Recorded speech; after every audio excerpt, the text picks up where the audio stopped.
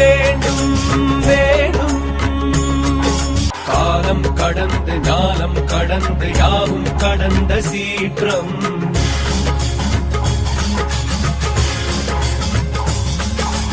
அண்டம் படர்ந்து அணுவை பிளந்து அன்பில் நிறைந்த தோற்றம்.